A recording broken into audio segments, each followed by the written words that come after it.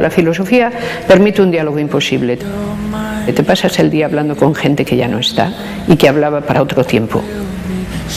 Pero qué extraño, porque de ese diálogo surgen sentencias que tienen sentido para este tiempo y para el que vendrá. Me gusta una definición de Hegel, pero que sin embargo es abstracta. La filosofía es el tiempo captado por el pensamiento. Es decir, cada vez que la humanidad reflexiona sobre sí misma y sobre todo lo que es capaz de hacer o no hacer, o cómo lo hace, o lo que le espera, filosofa. Entonces, ese es un discurso muy peculiar, pero nos acompaña desde hace largo tiempo y ha contribuido mucho a que seamos el tipo de humanidad que somos. La filosofía es muy soberbia. Te asegura y te promete que nada menos que te dará un conocimiento que nadie más tiene. Y ante semejante cosa ya sucumbió la madre Eva, sucumbió Platón y sucumbió gente muy importante. ¿Cómo no sucumbir ante semejante promesa, ¿no? Un saber realmente extraordinario, el saber sobre los fundamentos y las causas de... Bueno, ¿cómo se puede decir que no algo así? Schopenhauer dijo una cosa extraña. Bueno, Schopenhauer es un filósofo bastante extraño, de manera que nada raro tiene que dijera de vez en cuando cosas bastante singulares. Dijo: la vida es un tapiz. Hasta los 40 años solo vemos la parte de delante, a partir de los 40 años solo vemos la parte de detrás. Esto es, primero ves lo que parece y después solo ves el intríngulis que hay detrás de lo que parece. Pero en realidad la filosofía se mantiene como si quisiera mantenerse en el borde.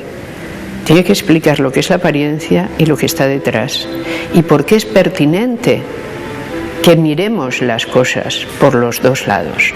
Y en último término, quien filosofa siempre le queda la pregunta abierta que no se puede responder, que dijo Wittgenstein: ¿dónde está el sentido del mundo? Pero como Wittgenstein ya dejó muy claro, el sentido del mundo permanece fuera del mundo.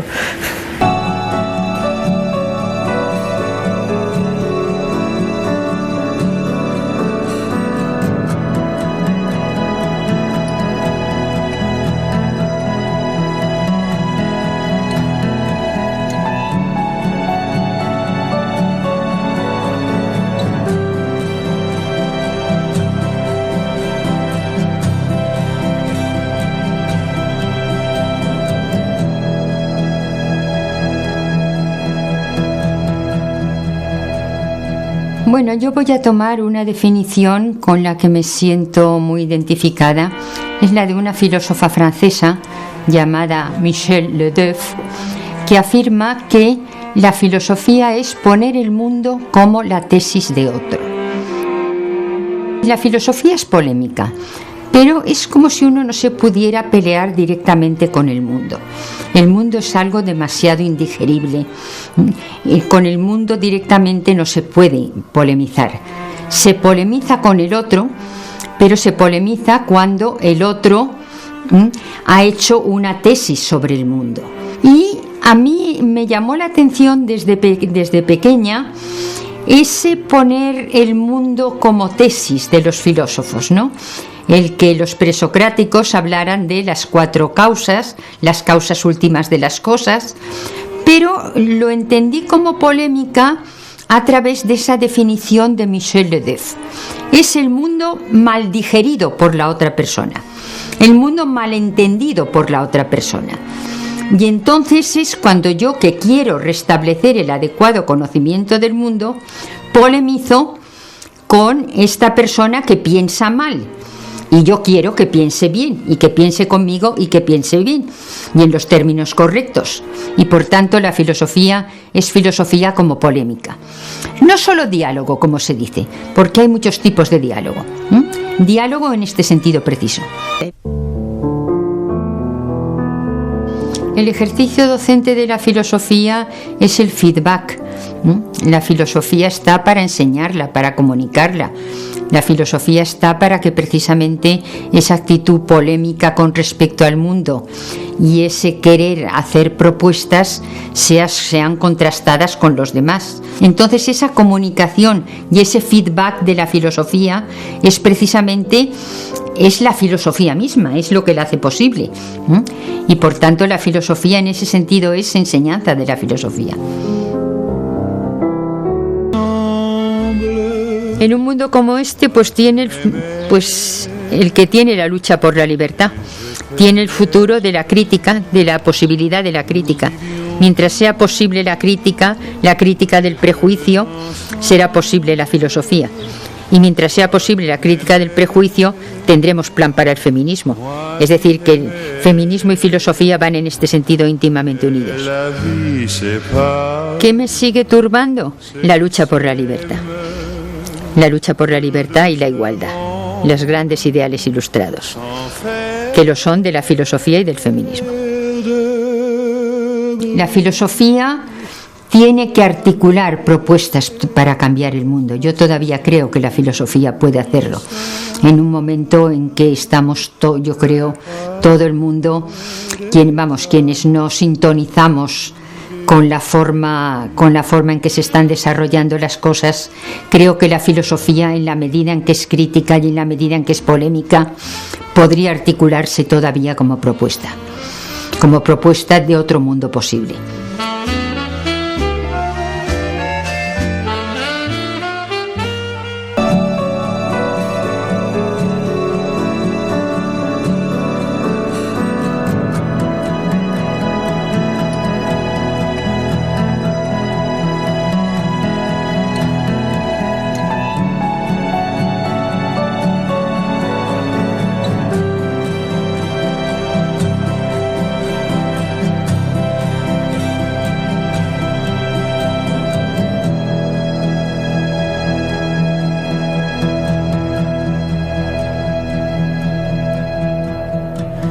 Yo diría que más bien que una especialidad académica, la filosofía es una dimensión humana. En la medida en que los seres humanos pues seamos curiosos y reflexivos y críticos, pues en alguna medida todos somos filósofos.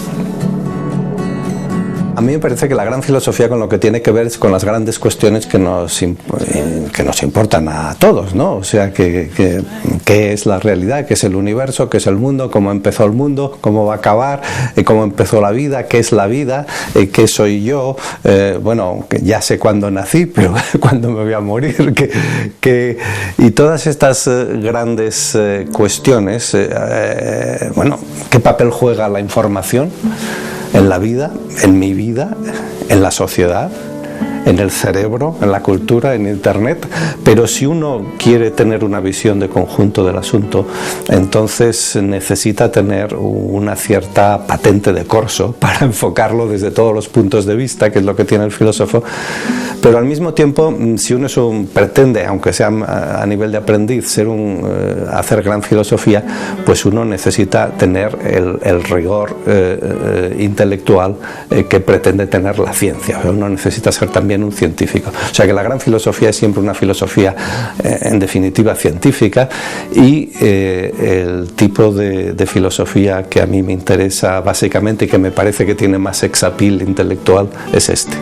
Por un lado, la filosofía no es un saber especializado y particular, sino, como decía Platón, o filósofos sinópticos. El filósofo es el que tiene la visión de conjunto, es decir, el filósofo trata de darnos una visión de conjunto de lo que es la realidad.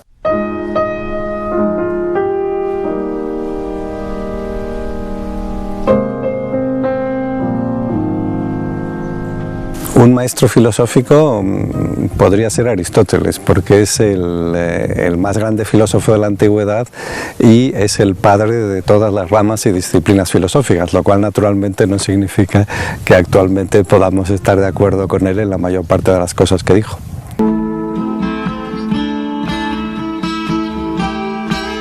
Yo diría que la vida es muy breve y que una de las cosas más importantes a las que podemos aspirar en esta breve vida es a vivir con los ojos abiertos, es decir, este poco, ya que vamos a vivir poco, pues no vivir como atontados y dormidos, sino vivir con los ojos abiertos y, en cierto modo, sintonizar con este universo en el que vivimos y del que nosotros formamos parte. Entonces, esta sintonía pues toma en gran parte la forma del conocimiento. la primera línea del libro de la Metafísica de Aristóteles es: todos los hombres tienden por naturaleza al saber, dice Aristóteles. Bueno, no sé si eso es cierto, pero lo que sí es cierto es que nuestros genes contienen ya, en unos más y en otros menos, pero en todos en alguna medida, nuestros genes contienen el germen de la curiosidad.